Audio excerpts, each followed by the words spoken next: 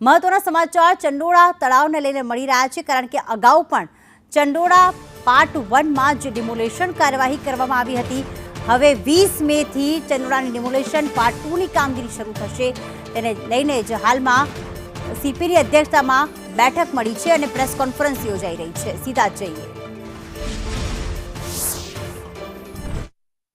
અને જે કંઈ બીજી જગ્યાએ દબાણ થશે તો એ પણ ડિમોલિશ તો કોર્પોરેશન કરશે જ।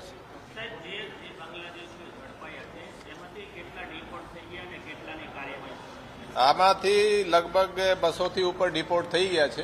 એટલે આપણે આ વર્ષે 2025 में 250 પકડાયા હતા ટોટલ। એમાં 207 ચંડોલા તલાવમાંથી પકડાયા હતા અને એમાં લગભગ 202 જેટલા ડિપોર્ટ થઈ ગયા છે।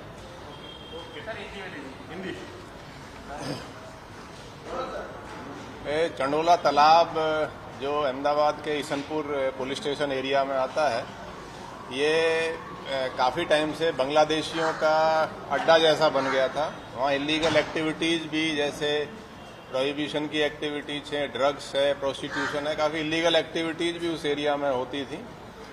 इस बार 2025 में अब तक अहमदाबाद में 250 बांग्लादेशी जो पकड़े हैं, उनमें से 207 बांग्लादेशी चंडोला तालाब एरिया से